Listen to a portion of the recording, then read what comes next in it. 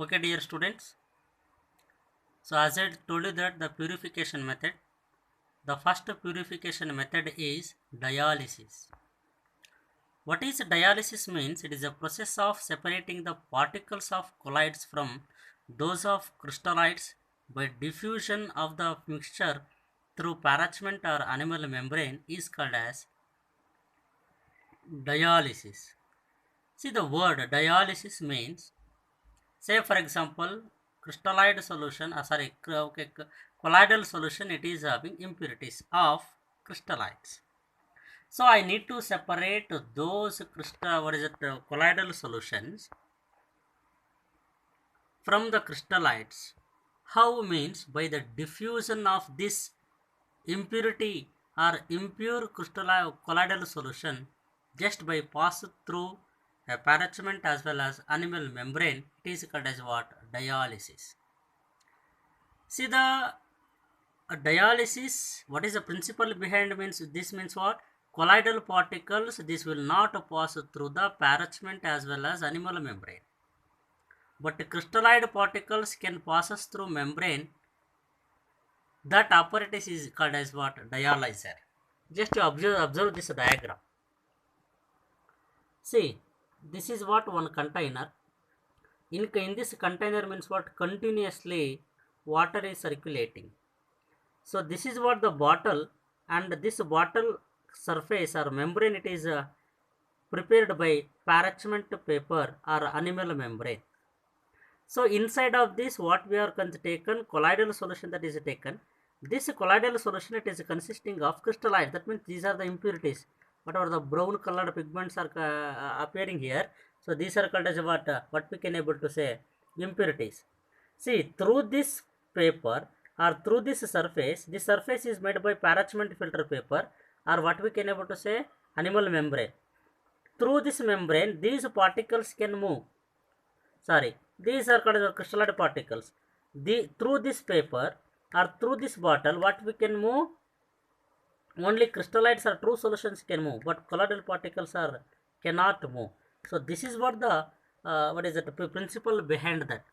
So for that, a bag of suitable membrane containing the colloidal solution is suspended in a vessel through which freshly distilled water is continuously flowing.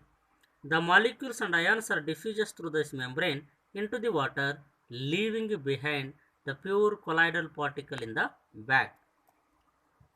It is one method. Come to the next method, that electrodialysis. See the difference between dialysis and electrodialysis means what? In case of this dialysis, there is no any electrodes are placed. But just you observe here, same apparatus, but here the two electrodes are kept. So it is what cathode, it is what anode. What will happen? If there is a presence of the impurities, if those impurities are ionic particles, these will attract towards the oppositely charged electrode.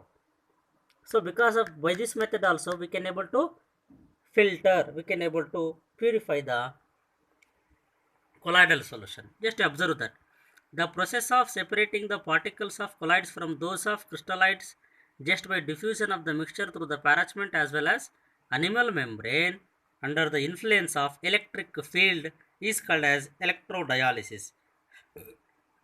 What we are doing, just observe that a bag of suitable membrane containing the colloidal solution is suspended in a vessel through which freshly prepared water is continuously flowing.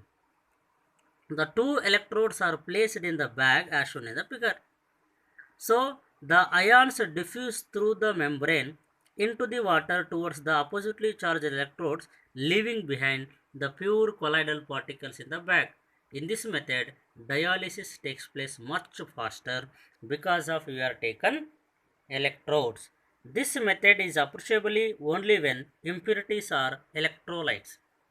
If impurities are non-electrolytes, that means what? Non-charged particles means what? This method will not become effective.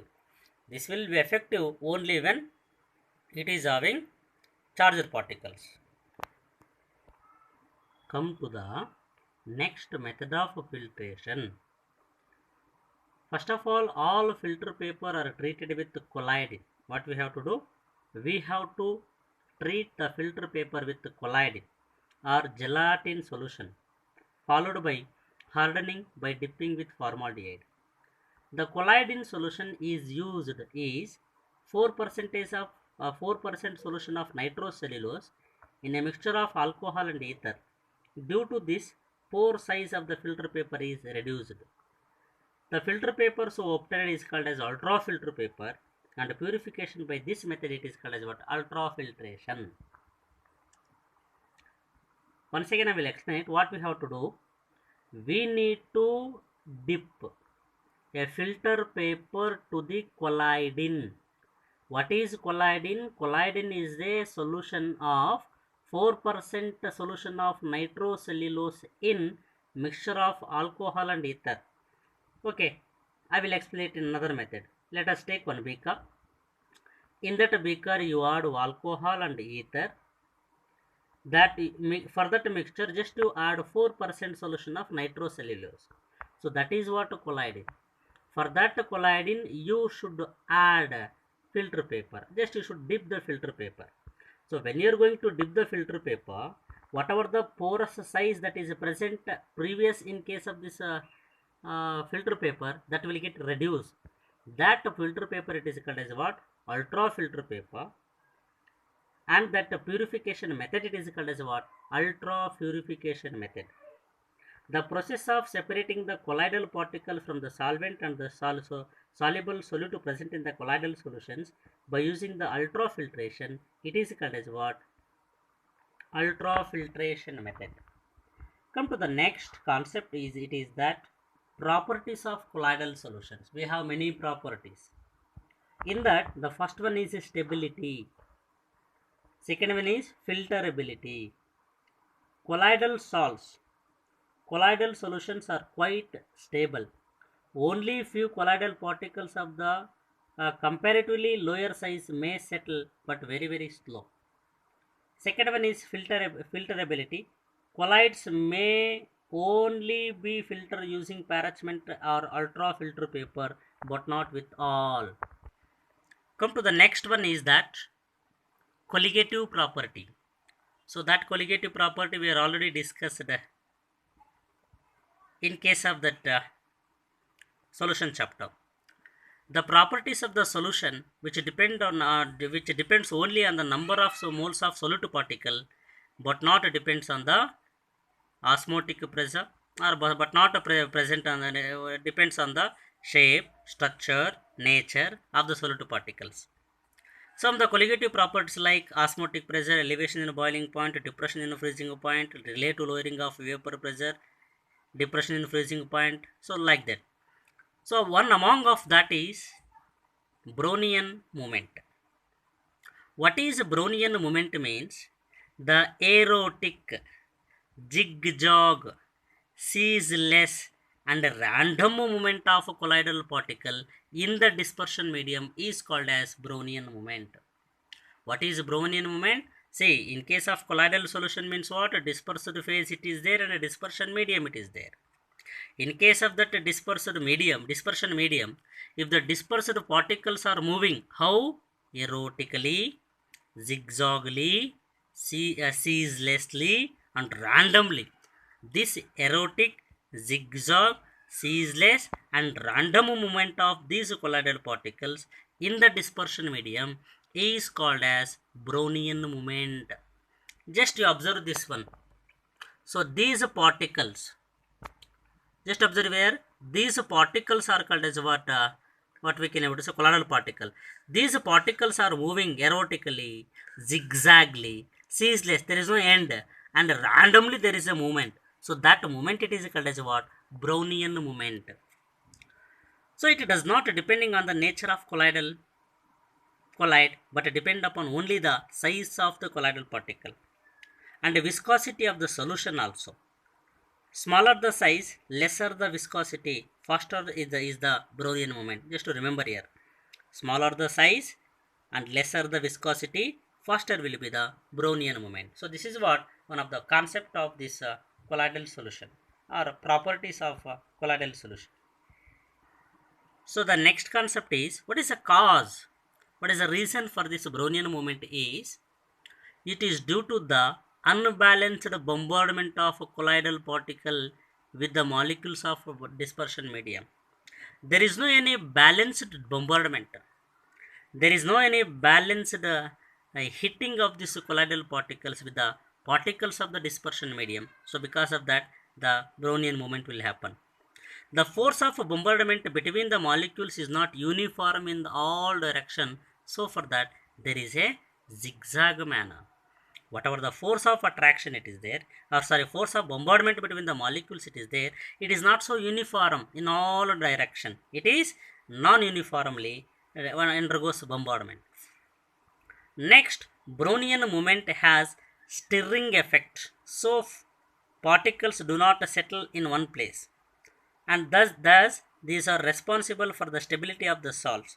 Brownian movement, it is an example for the kinetic properties of the colloidal solution.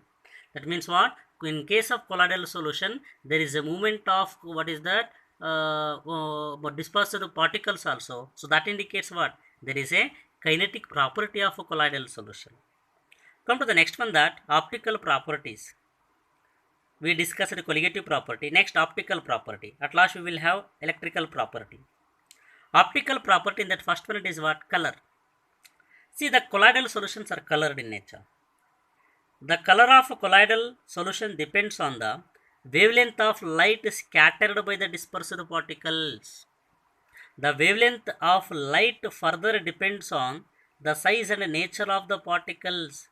The color of the colloidal solution also changes with the manner in which observed receives the light. Just you take one example, that a mixture of water and milk appears blue. A mixture of water and milk appears blue, but when viewed by the reflected light, the red, it will become red when viewed by the transmitted light. It is important one, just remember here. Let us take a mixture of water and milk. It is appears as a blue when you are going to observe it by the reflected light, but it will become red when we are going to view it by the transmitted light. So because of that, what we can able to say, the color of the colloidal solutions also changes with the observer, how the observer which receives the light. So what we can able to say, the color of the colloidal solution depends on the wavelength of light scattered by the dispersed particle. See here, colloidal solution means dispersed particles are there in a dispersion medium. When the light of suitable frequency, when it falls, or wavelength when it falls on the dispersed particle, that light it will get scattered. That scattered light which decides the color of what is that? Colloidal solution. So because of that, what we can able to say, the color of colloidal solution depends on the wavelength of light scattered by the dispersed particle, and that wavelength of the light that is further depends on the size and the nature of the particle. If size it is more, if the size of the dispersed particle is more, there is a higher what is it, scattering. That means what? Wavelength of the scattered light will be long. So that means what? The color may change. So for that, what we can able to say, these colloidal solutions are colored in nature. What is that? Colored in nature. Come to the next concept, that Tyndall effect. What is that? Tyndall effect. It is very, very important one.